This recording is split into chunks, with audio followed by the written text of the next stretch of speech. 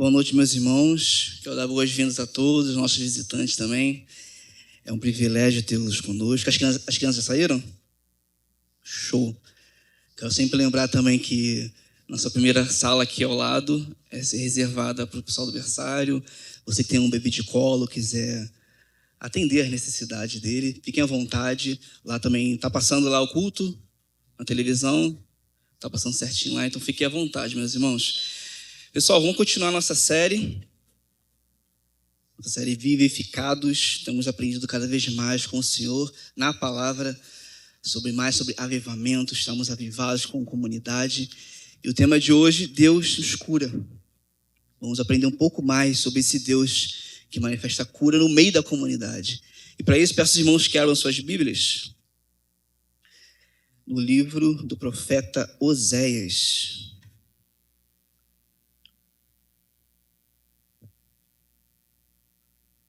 Livro do profeta Oséias, vamos ler o capítulo 14, do verso 1 ao 8.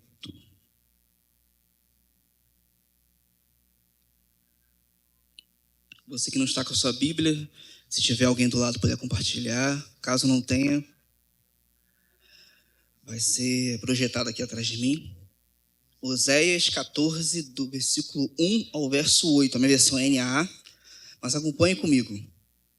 Verso 1. Israel, volte para o Senhor, seu Deus, porque você caiu por causa dos seus pecados. Tragam palavras de arrependimento e convertam-se ao Senhor, dizendo: perdoa toda a nossa iniquidade.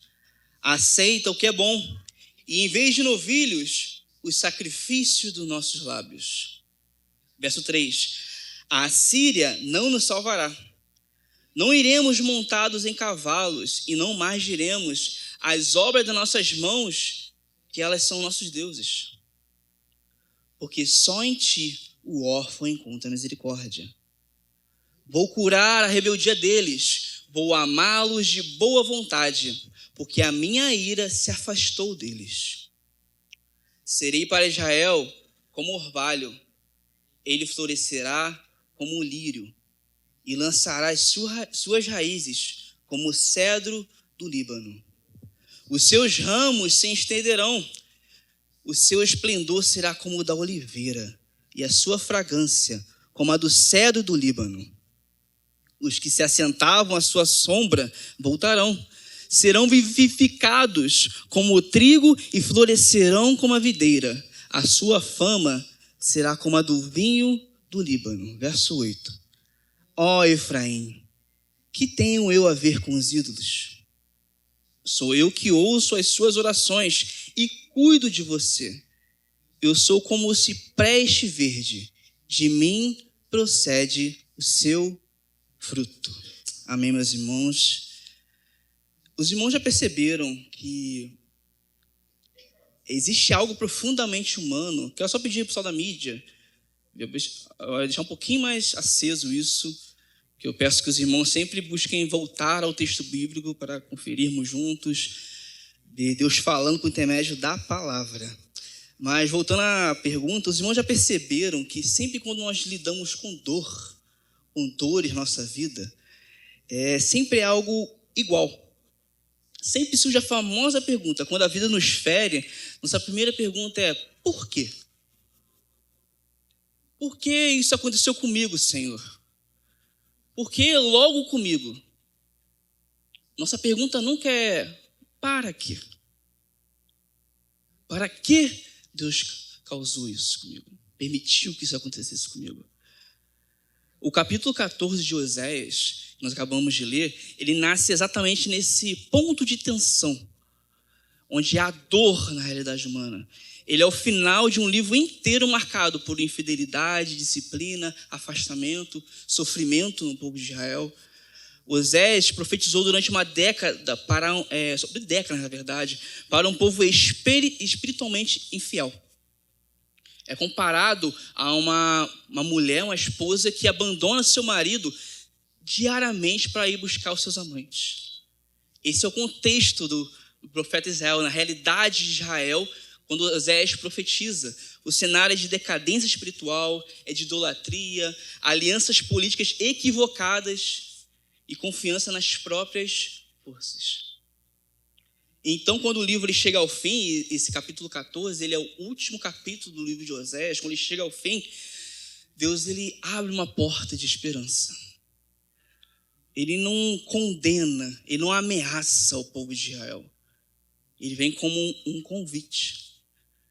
Logo de início, no verso 1, temos um importante diagnóstico de Deus, um diagnóstico divino. O capítulo começa com palavras que soam como a voz de um médico amoroso, um médico que olha para o paciente e ele diz verdades em amor, profundas verdades em amor. Olha o versículo 1. Israel, volte para o Senhor, seu Deus, porque você caiu por causa dos seus pecados. Essa frase, esse primeiro versículo de Oséias, capítulo 14, versículo 1, ele carrega duas verdades profundas e importantíssimas. Primeiro, Deus chama o povo pelo nome da aliança. Israel, volte para o Senhor, seu Deus. Mesmo depois da infidelidade do povo, toda a realidade de Israel naquele tempo, Deus ainda se identifica com o seu povo. É um relacionamento que não foi apagado, mas está ferido. Ele não abandonou o seu povo. Então ele manifesta quem ele é para o povo. E a segunda, algo muito importante desse verso, Deus identifica a causa da queda. O pecado. A parte B vem dizendo, porque você caiu por causa dos seus pecados. O pecado é a causa da queda de Israel. A gente sempre está falando aqui, meus irmãos, a gente lembra de Salmo 51, onde o salmista diz que em pecado concebeu minha mãe, ou Romanos 3,23, onde diz que todos pecaram, ou seja, todos, nem um ou outro, toda a realidade humana pecou, e separado, destituído está da glória de Deus. O ser humano, uma vez que pecou, ele está morto espiritualmente. Então começa a vir gerado um motor no nosso coração que é contrário à vontade de Deus. E Deus está dando esse diagnóstico para o povo. O motivo da sua queda, o motivo de você estar nessa realidade ao povo de Israel é o pecado. Israel estava buscando soluções para o seu diagnóstico, não nessa raiz, mas buscava resposta na política, um sistema de política novo, de governo novo, um rei novo, e procurava soluções econômicas, financiava ou firmava alianças militares.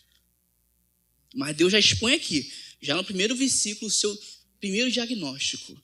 A queda não era circunstancial, a queda era espiritual. E essa, meus irmãos, é uma verdade que é muito difícil de aceitar para nós. Muitas vezes tentamos tratar sintomas enquanto ignoramos a dor. Quem não conhece uma pessoa assim, ou se não for você essa pessoa, que sempre que está sentindo uma dor, não pode falar de médico com essa pessoa, de ir ao médico. Se a pessoa está sentindo uma dor, nem Deus me livre de falar de médico para eu descobrir a causa dessa dor. Normalmente, essas pessoas ficam satisfeitas só com um remedinho. Dá um remedinho, um Torcilax, um Dipirona, um Dorflex, que já resolve rapidinho. Se eu ir ao médico, lá eu vou chegar no médico e vou saber a causa do meu problema. Deus me livre. Infelizmente, nós temos o estranho hábito de ajustar comportamentos externos, enquanto a raiz ela permanece intocada. Mas Deus, meus irmãos, não trata sintomas. A gente vê aqui, já nesse primeiro versículo de Oséias, capítulo 14, versículo 1, que Deus não está se importando só com os sintomas, a externalidade do problema. Deus ele vai cirúrgico, no interior do problema. Ele não trata sintomas, ele trata a causa, cortando o mal pela raiz. O salmista, no Salmo 147, 3, ele ecoa essa realidade quando afirma: só ele cura os de coração quebrantado e cuida das suas feridas. A Escritura vem sempre nos apresentar Deus como um médico da alma. Está sempre apresentando Deus como um médico que se preocupa, um médico amoroso, que vai no profundo do nosso coração e trata a raiz do problema, não somente algo externo. E como todo bom médico, e médico verdadeiro, ele começa com esse diagnóstico no primeiro versículo. Se a gente for parar para pensar na ideia de Deus como médico, ele nos conduz a uma verdade que desafia a nossa sensibilidade. A sensibilidade moderna nos leva a um inevitável paradoxo. Deus cura, mas ele não apenas cura, ele fere. Isso para a gente pode ser algo complicado de entender, difícil de aceitar. Um Deus que ao mesmo tempo cura, mas um Deus que ao mesmo tempo fere. O profeta Jeremias, no capítulo 30, o verso 14 e 17, existe a palavra que para a gente pode ser meio contraditória. No 14 ele diz: eu a golpeei como faz o inimigo. No 17, farei cicatrizar o seu ferimento e curarei suas feridas. Em Deuteronômio 32, 39, o próprio Deus diz: faço morrer e faço viver. Feri e curarei. À primeira vista, essas declarações podem parecer duras, mas vista à luz da aliança, com a ótica, o ponto de vista da aliança de Deus fez com o povo, na verdade revela um amor profundo, meus irmãos. Meu irmão, gravem isso em nossos corações, né? A gente tem que sempre lembrar dessa realidade. Deus permite feridas, porque ele se recusa a abandonar o seu povo à autodestruição. Isso é uma realidade imutável do nosso Deus. Ele permite feridas na sua vida, na vida do seu povo, da igreja, porque ele, de maneira nenhuma, por ele ter um amor profundo pelo seu povo, ele não vai permitir que nós deixemos de nos levar para uma autodestruição. Ele permite feridas que curam. É importante entender que existe uma diferença entre punição destrutiva e disciplina restauradora. A disciplina de Deus não nasce de uma ira vingativa, mas de um amor comprometido. Ele não fere para afastar, ele fere para trazer de volta. É como um verdadeiro pastor que com seu cajado conduz as suas ovelhas para perto. Como um pai amoroso que disciplina seus filhos porque sabe o que é melhor para os seus filhos, deseja o melhor para os seus filhos. Deus vem como um verdadeiro médico. Com o seu bisturi, ele faz feridas de amor em nossos corações. Como sempre cantamos aqui, coloque suas marcas de amor em nós. Deus vem como um médico. Ele fere em amor. A ferida é o bisturi do médico. E a dor é o começo dessa cirurgia. Tendo em mente que o pecado é uma doença espiritual, Oséias, nesse capítulo, ele apresenta o pecado não apenas como uma transgressão moral, mas de fato como uma enfermidade. O pecado enfraquece, deteriora, rouba a vida espiritual. Uma pessoa pode parecer muito bem, meus irmãos, muito bem externamente, e ainda assim está espiritualmente adoecida. Uma igreja pode parecer ativa, movimentada, produtiva, mas está espiritualmente exausta. Isso mostra que nem todo movimento é vida. Assim como nem todo crescimento é uma saúde. Nem toda aparência de vigor é vitalidade verdadeira. Por isso o chamado de Deus é simples e direto. Já no primeiro verso, volte. Volte-se ao Senhor. Ele dá o diagnóstico, ele é direto ao povo de Israel. Ele é direto com a igreja. Volte-se para o Senhor. Não é suficiente olharmos para nossos pecados e tão somente deixarmos de desejá-lo. Não é suficiente nós somente parar de sentir mal pelo pecado. Não é suficiente nem mesmo parar de pecar. O verdadeiro arrependimento bíblico leva-nos de volta para Deus. Você pode até parar de sentir desejo pelo pecado, ou sentir mal pelo pecado, parar de pecar. Mas o verdadeiro arrependimento bíblico nos leva de volta para o Senhor. Esse é o desejo de Deus, de volta a ter um relacionamento original com Deus. Volta ao nosso primeiro amor, ao básico do Evangelho. Como as evidências de alguém arrependido, de um cristão arrependido, de um irmão arrependido, ele volta a ter relacionamento com o Pai. a realidade de um cristão. Ele está o tempo todo se relacionando com o Pai. Como então encontrar a cura, o caminho para essa cura? Se eu sei que estou doente, se o texto está mostrando que a raiz do problema de Israel, a raiz do problema do povo, Deus está dizendo que é diagnóstico, que é o pecado. Como então solucionar esse problema? O texto nos revela que o caminho da cura começa com palavras. E eu acho muito interessante que o mesmo Deus que criou todas as coisas por meio da palavra, como diz Gênesis capítulo 1, ele convida o povo a encontrar cura por meio da palavra. Olhem comigo o versículo 2, ele traz uma instrução surpreendente. O próprio Deus está falando agora: tragam palavras de arrependimento e convertam-se ao Senhor, dizendo: perdoa toda a nossa iniquidade. Meus irmãos, Deus pede palavras para o povo. Ele não pede rituais elaborados, não pede demonstrações externas, não pede uma performance religiosa. Deus aqui está pedindo uma confissão. Está pedindo que o povo se manifeste, fale. Isso revela algo profundo sobre o coração do nosso Deus. Mas sempre dizendo que o cristão, ele tem um desejo de saber mais dos atributos de Deus, mais sobre o que está no coração de Deus. E aqui nesse texto a gente vê de forma clara algo que está no coração de Deus. O nosso Deus deseja relacionamento.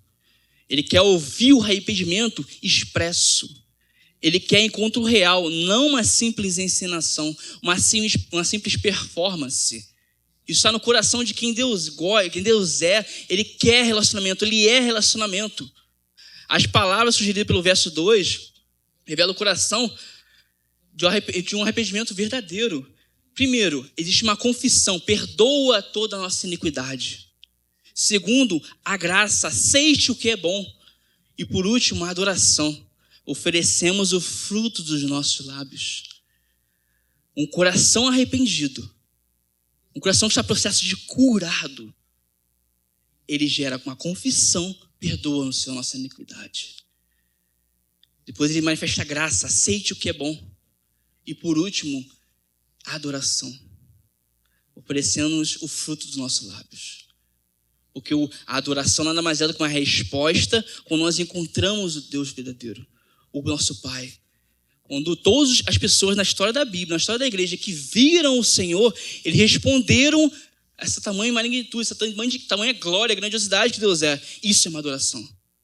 Eu respondo depois de ver a Deus. E o coração de arrependido que viu a Deus, ele confessa, ele dá graças e ele adora. O arrependimento bíblico não termina na culpa. Ele termina na restauração da comunhão.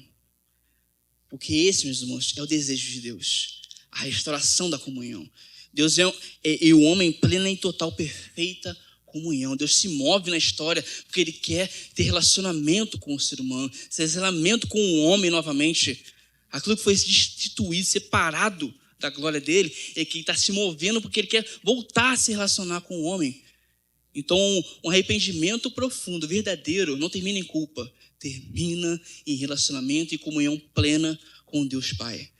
O versículo 3 aprofunda o retorno ao mostrar o que deve ser abandonado.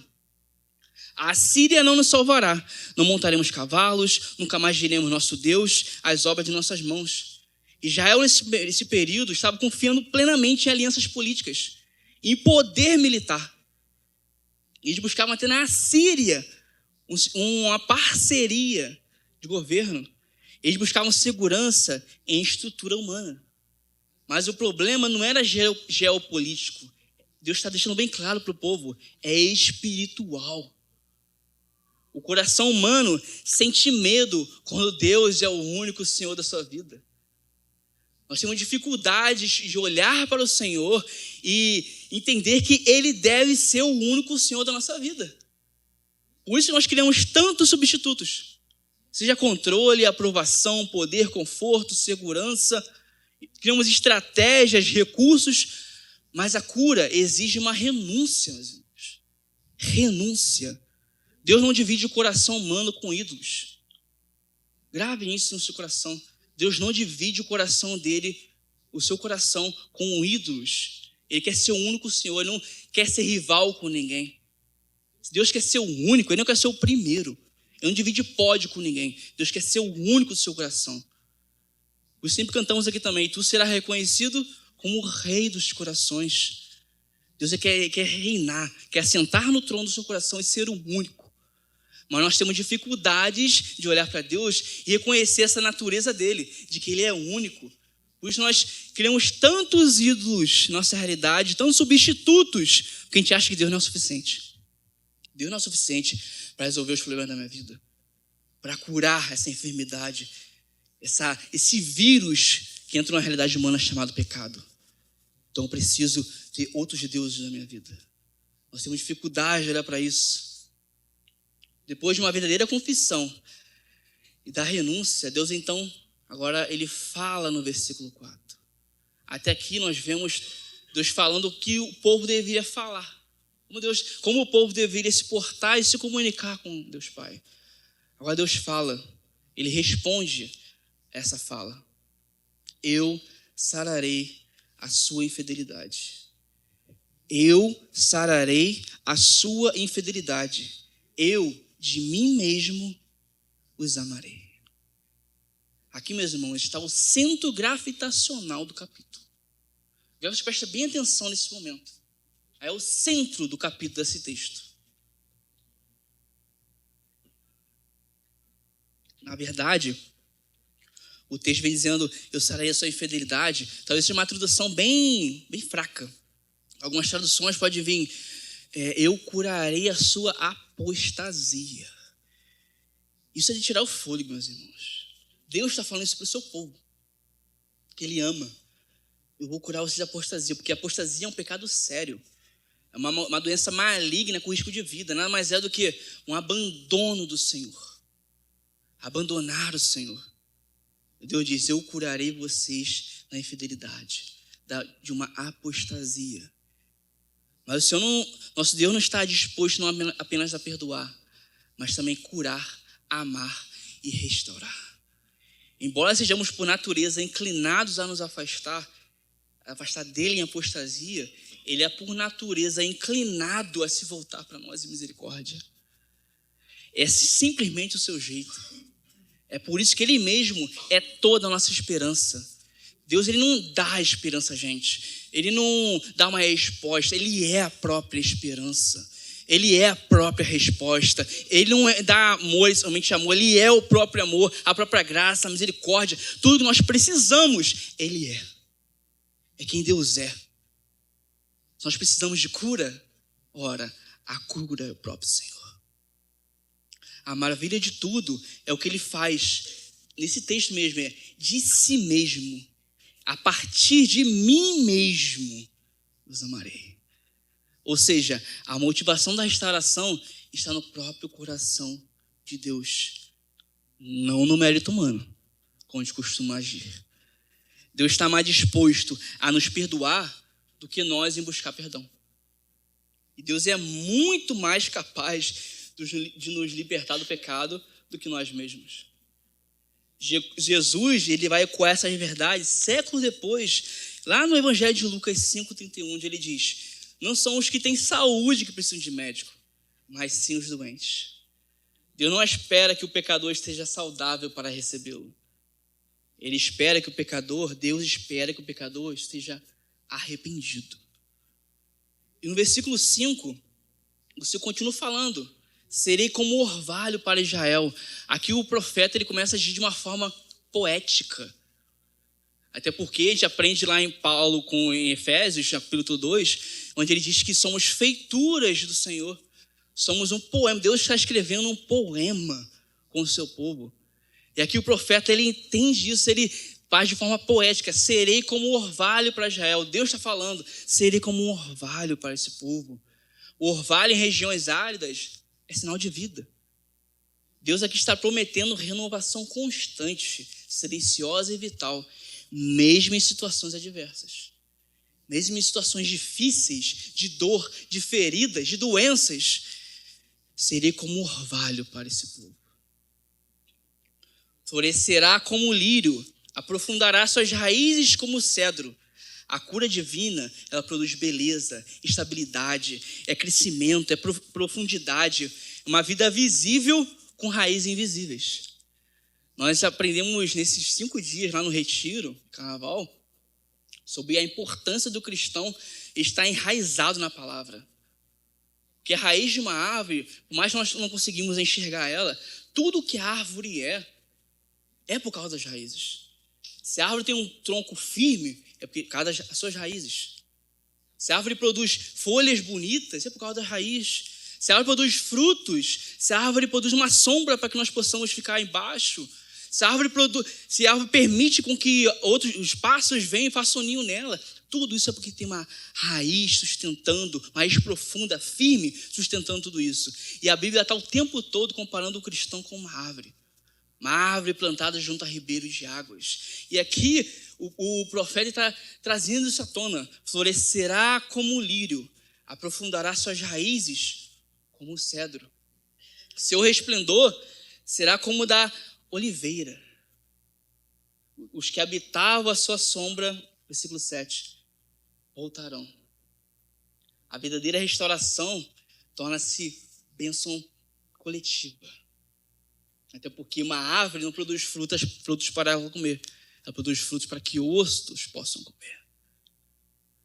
Uma vida curada se torna um abrigo quente e seguro para que outros possam desfrutar também. Quando o povo de Deus para de correr atrás do mundo, para de flertar com o pecado, o mundo começa a buscar abrigo na presença de Deus. Eu acho impressionante isso. Porque a gente vive numa geração onde muitas igrejas, muitos cristãos tentam se parecer com o mundo. Aqui a gente vê que quando a igreja, o povo de Deus para de flertar com o mundo, para de flertar com o pecado, quando se torna diferente, é aí que o mundo encontra abrigo no Senhor. O povo de Deus começa a ser verdadeiramente sal e luz para o mundo, como Jesus vem dizendo, no capítulo 5 de Mateus. Verdadeiros luzeiros para o mundo imerso nas trevas. E o capítulo termina com um apelo direto do Senhor. O verso 8 vem dizendo: que tenho eu ainda com os ídolos? Depois de revelar sua graça, Deus ele vem chamar a uma decisão. Porque a cura, sempre lembre disso, meus irmãos, a cura existe também uma escolha. O que queres que eu te faça? Queres ser curado? Ou, como o profeta vem dizendo aqui, que tenho eu com os ídolos? Qual é a sua escolha no final de tudo isso? De mim procede o seu fruto. Ou seja, toda a vitalidade espiritual, meus irmãos, nasce de uma união com Deus. Nasce da comunhão com Deus, de um relacionamento com Deus. Um coração arrependido, quebrantado, contrito. Ele vai buscar, acima de tudo, um relacionamento profundo, íntimo com o próprio Deus. Oséias 14 vem nos revelar uma verdade tão profunda e tão consoladora, que o pecado ele pode ser muito profundo, meus irmãos. O pecado ele é profundo. Ele é uma ação contrária à natureza do próprio Criador. Ele é muito profundo, ele é um vírus, não faz parte da realidade humana. O pecado ele é muito profundo. Mas é interessante que em Oséias 14 a gente vê que a graça de Deus é mais profunda ainda. O Deus que causa as feridas é o mesmo que cura essas feridas. O Deus que permite as guerras é o mesmo que traz paz em meio às guerras. O Deus que envia a tempestade é o mesmo Deus que nos chama enquanto Ele caminha sobre a tempestade. Ele caminha sobre as águas. O Deus que disciplina é o mesmo Deus que restaura. O Deus que confronta é o mesmo Deus que traz de volta a vida. A pergunta final de Oséias, capítulo 14, ele encerra esse livro, não é se Deus cura. A pergunta final que nós devemos fazer, à luz desse texto, é: estamos dispostos a voltar? O primeiro versículo traz isso à tona. Israel, volte-se ao Senhor, volte. A pergunta é ficar para nós, no encerramento de Oséias, capítulo 14, é se estamos dispostos a voltar-se para o Senhor. Oséias 14 não é apenas um texto para o Israel antigo. Ele é um espelho para a igreja de todas as gerações. É especialmente para a igreja do nosso tempo. Ele deve ser um espelho para nós. A Bíblia está sempre refletindo o nosso coração. E mais uma vez aqui nesse capítulo, nós vemos que ela é um espelho para a nossa igreja também. Se substituímos os nomes antigos pelo contexto moderno, percebemos como o texto continua vivo sobre a nossa realidade, sobre a realidade do nosso mundo. Israel confiava na Síria, e hoje confiamos em muitas estratégias. Israel confiava em cavalos de guerra, nós confiamos em recursos, estabilidade, estruturas, visibilidade. O pecado do povo lá em Oséias não era a falta de atividade, era a falta de dependência. E talvez essa seja uma das maiores tentações da igreja do nosso século, meus irmãos. Aprender a funcionar sem depender profundamente de Deus. Nós sabemos organizar, nós sabemos planejar, nós sabemos produzir, comunicar, estruturar, crescer. Mas a pergunta de Oséias ecoa hoje com força. O que ainda temos com os ídolos? Os ídolos modernos não aparecem em estátuas. Eles aparecem através de eficiência, sem um coração quebrantado que ama o Senhor. Por isso os frutos são ministérios sem presença de Deus, números sem arrependimento e atividades sem intimidade com Jesus. O perigo não é a igreja fracassar, o povo de Deus fracassar. O perigo maior é a igreja ter sucesso sem Deus. Uma igreja mundana é uma igreja decrépita, que anda mancando em seu caminho para uma ala geriátrica.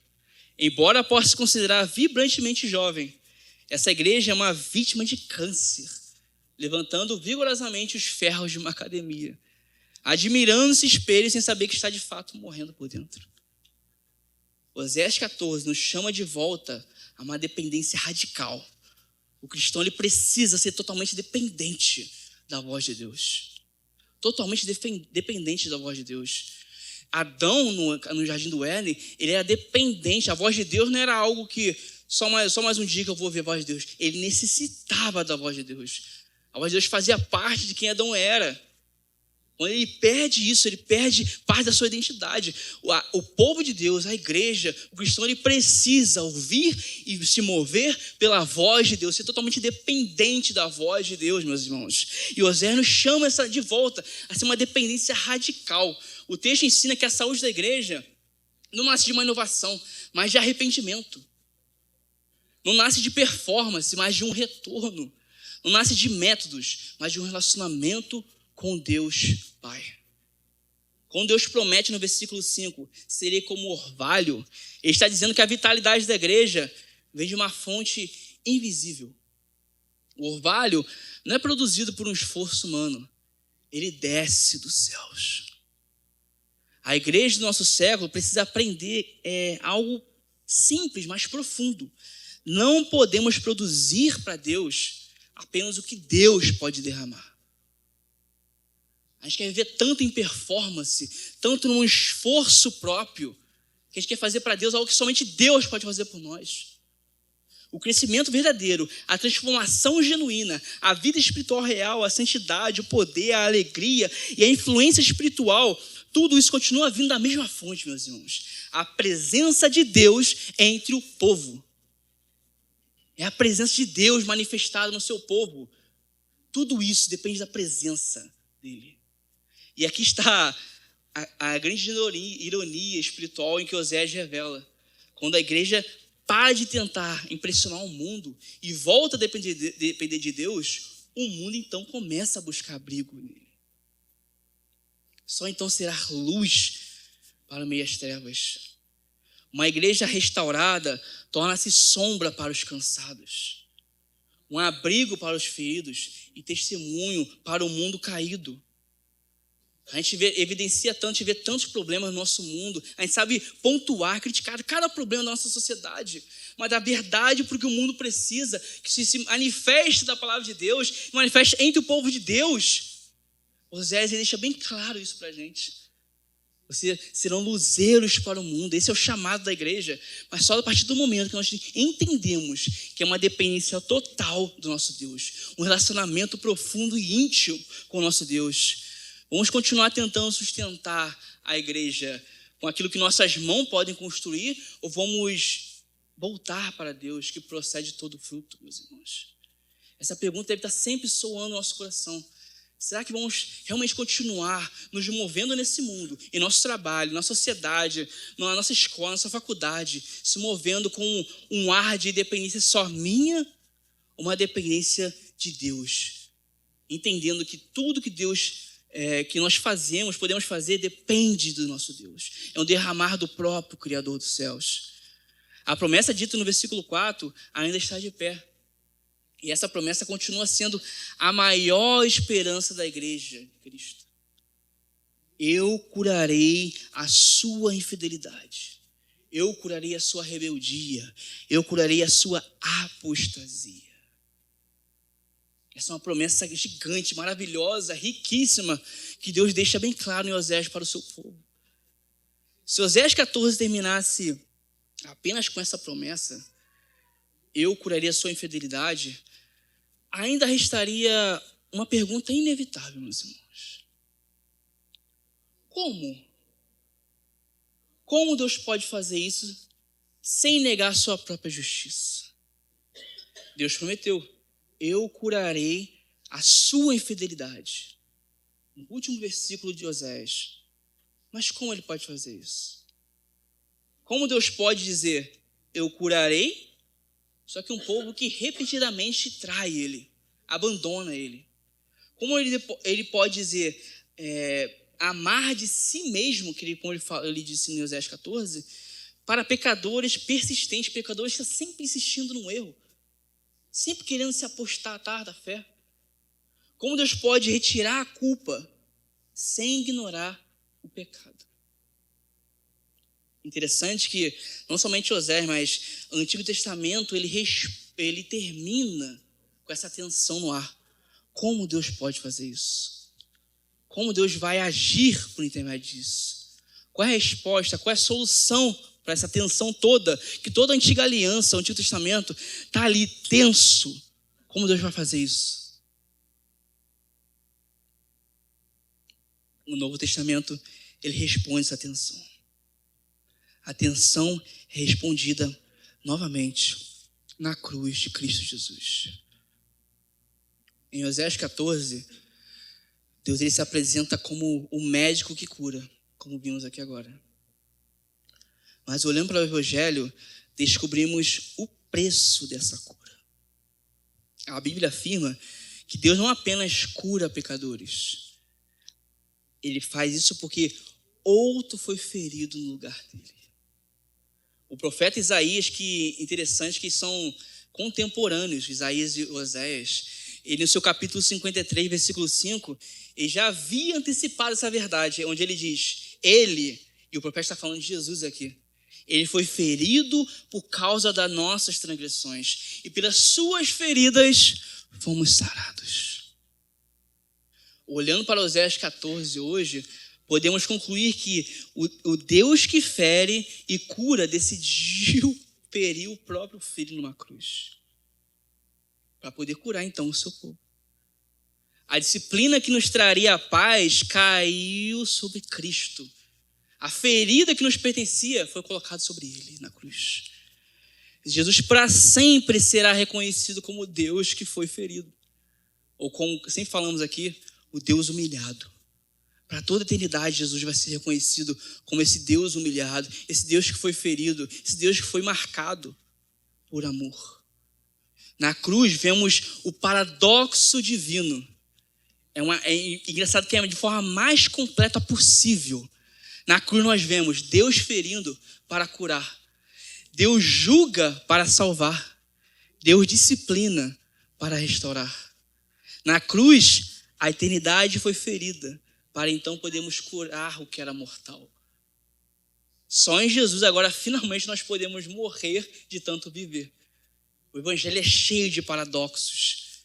E na cruz vemos isso de forma mais brilhante.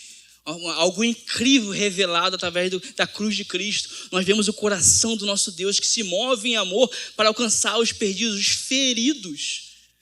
O chamado descrito no primeiro versículo, o versículo de Oséias, que acabamos de ler, o primeiro versículo vem dizendo: Israel, volte-se para o Senhor, volte para o Senhor.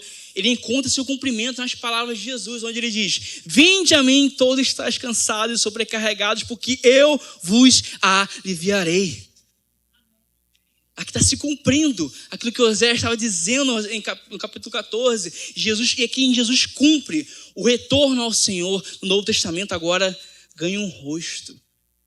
É um nome e tem uma voz. Jesus. Voltar para Deus agora significa voltar para Cristo. E a grande e maravilhosa promessa dita no verso 4. Eu curarei a sua infidelidade. Ecoa nas palavras do apóstolo João, nossa primeira carta. O sangue de Jesus nos purifica de todo o pecado. O que Oséias anunciou como promessa, o evangelho de Jesus apresenta como uma realidade consumada. Oséias diz: Deus é como o orvalho que traz vida. Jesus diz: eu vim para que tenham vida, e tenham vida em abundância. Oséias diz: de mim procede o teu fruto. Jesus diz: sem mim nada podeis fazer. Toda a esperança de Oséias 14 floresce plenamente num único homem, num homem Deus, Cristo Jesus. O chamado ao arrependimento permanece o mesmo, meus irmãos. A promessa de cura permanece a mesma. Mas agora conhecemos o caminho, que é a cruz. A clínica de Deus continua aberta. A diferença é que hoje sabemos onde ela está. Ela está aos pés de Cristo Jesus. Irmãos, nós vamos ter um momento de breve reflexão. Reflita nesses propósitos. Reflita nas marcas que o pecado causa em nossos corações, causou no seu coração. O médico dos médicos, ele já fez o diagnóstico do pecado. A solução nós encontramos em Jesus. A cura vem por intermédio de palavras. Nós precisamos ter palavras de arrependimento que se volta para o Senhor nosso Deus. Faça isso nesse momento. Aproveite esse momento de reflexão, de silêncio, antes de cantarmos uma música, onde você possa realmente se arrepender e falar para o médico todas as feridas do seu coração, a abandonar todos os ídolos do seu coração, a mostrar total dependência da voz de Deus, total dependência do Senhor. Voltar nossos olhos para o Senhor da glória, Jesus Cristo, que é o Rei dos Reis. Amém, meus irmãos?